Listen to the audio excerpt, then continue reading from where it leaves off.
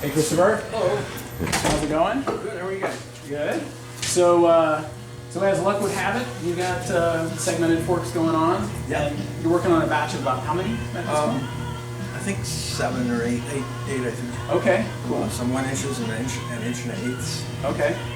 You were working with Chris Chance. Yep. Back in the day. Back in the day. In the 80s. And was the segmented fork kind of your baby? No. I did the unicrowns and box crowns. Okay. And then I was welding frames by the time they came up with the 5-piece segmented fork, which was turned into the big 1-inch. Okay. Fork. And I went away and did my own thing for a while. And back in '98, I rejoined them in Vermont and converted all their tooling to 1 inch and 1/8 steers from 1 inch. So, what brought you to Portland, Oregon from Portland, Maine? Well, let's see, I was in Massachusetts from '97 on to about 2012. Okay. And I was offered a job here, and I kept my tools. Job didn't work out, but I kept my tools.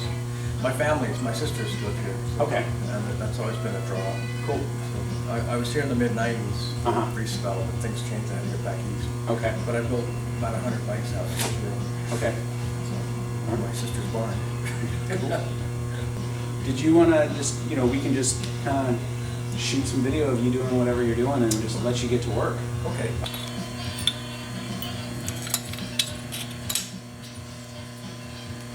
Fairly good fit up. So you're pretty much doing all TIG now. Yeah. Were you doing brazing back in the day? You've always just been TIG? I learned to TIG weld at Fat City in '86. Joseph and I are both building bikes for Wideman Kennedy's 7 Wonders of Oregon campaign they're starting. Tony and Ira, I think, are building one for some part.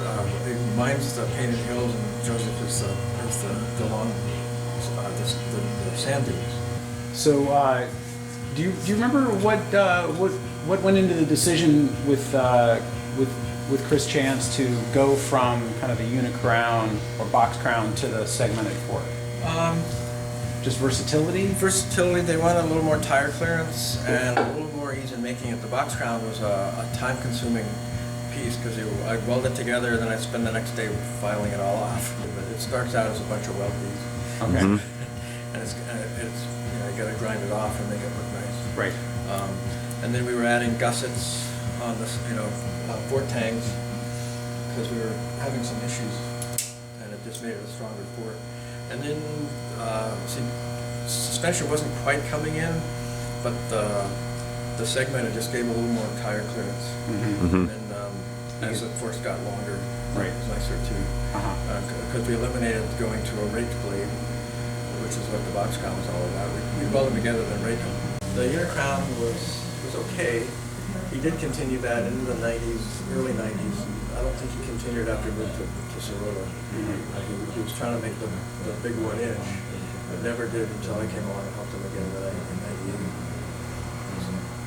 And then they were done by 99. It was a lean time for all of us. What years are we talking about? 90.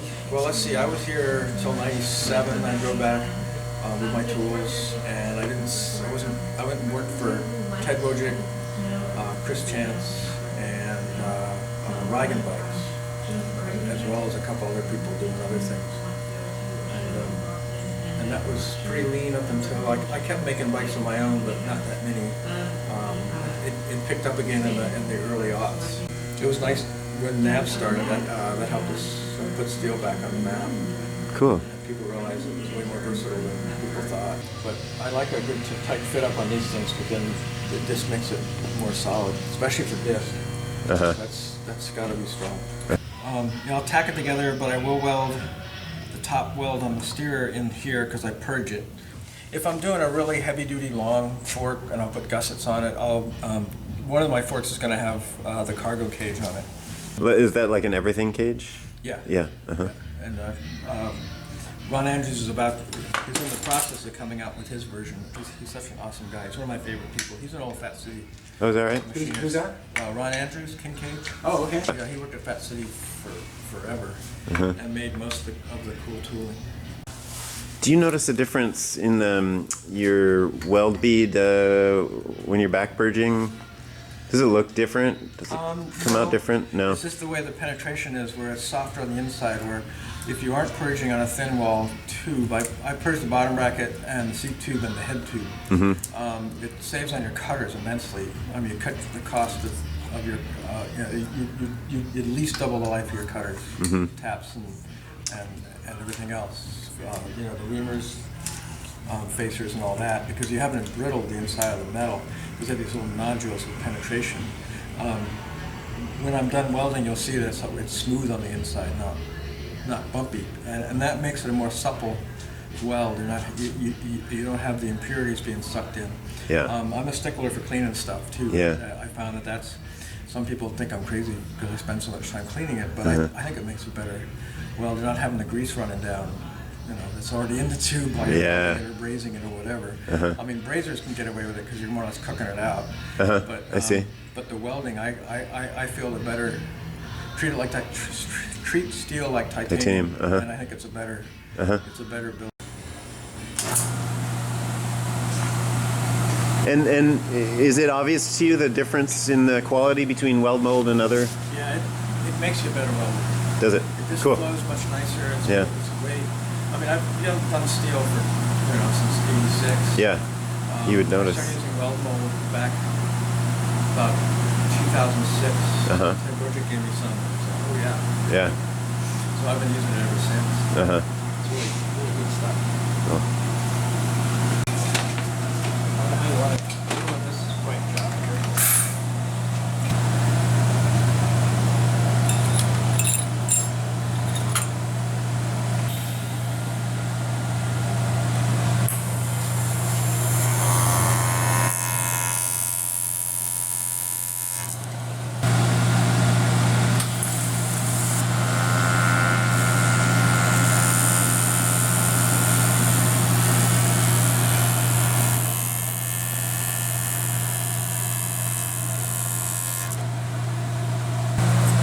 Do you use pulse mode?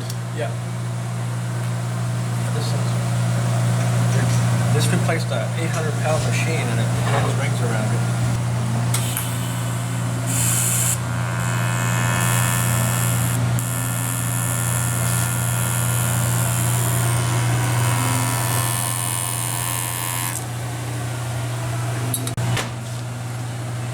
Just like to hold it down, it seems like the moving it down.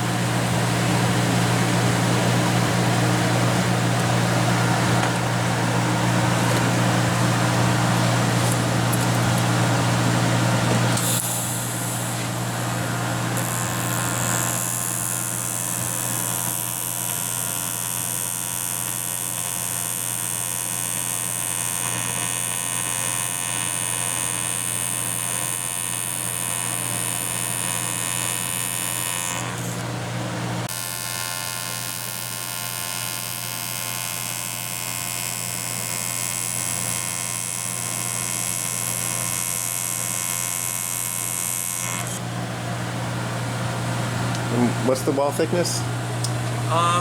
So 4.0. And what kind of amperage are you using?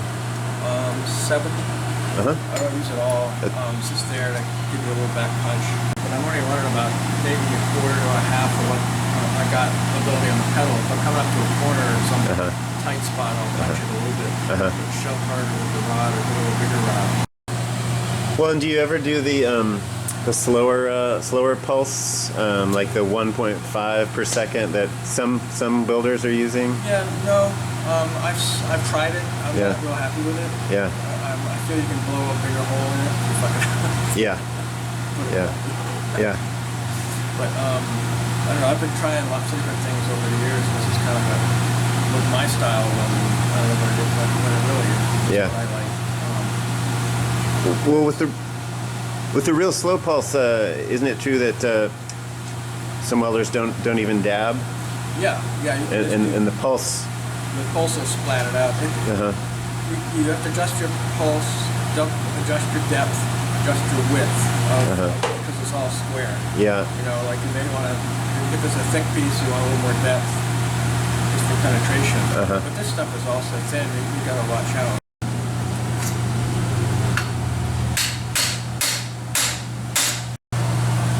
On the M's, I use steel, but because I have to file it a lot, this stuff's kind of hard to file. Oh, this stuff's stainless, is that? Well, the weld mold. Okay, yeah. The 880. It doesn't file as well as steel. But there's a lot of filing down in here to make it, traditional way.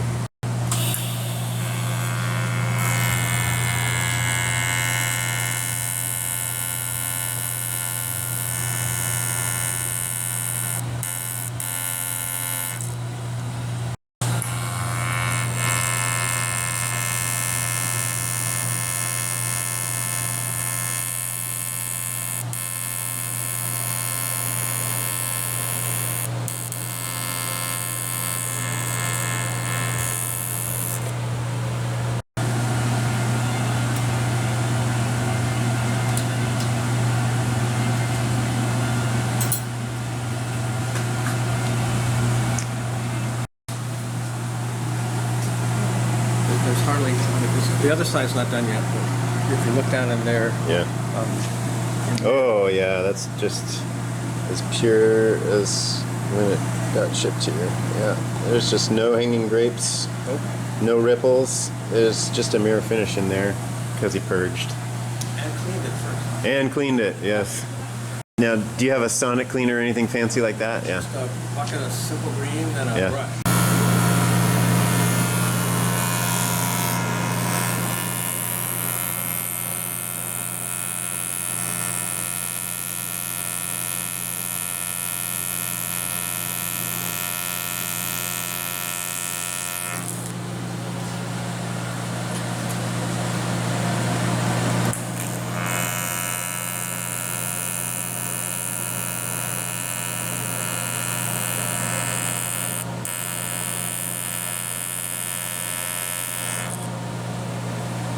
At that city, I could just drop it right in and just Nice. go, like that. Yeah. We're trying to like 10 to 15 bikes a day, and that was moving.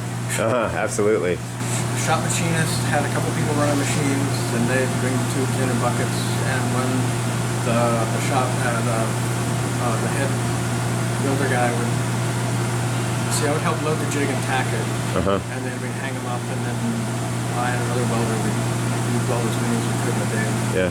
Well, whatever the orders were. We usually had all sizes on the roof or hanging from the ceiling, and then we'd just take down what was sold, try and stay ahead of what was happening.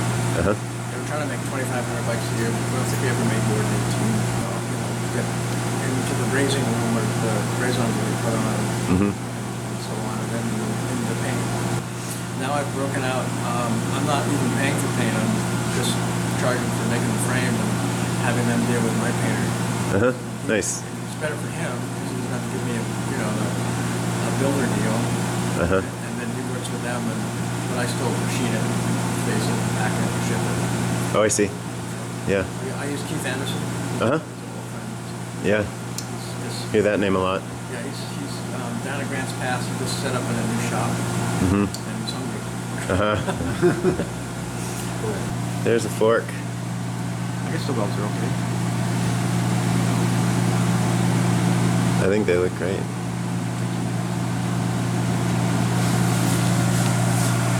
Thank you so much, Christopher, for your time. You should recommend that all your customers go see Hero Dreams of Sushi.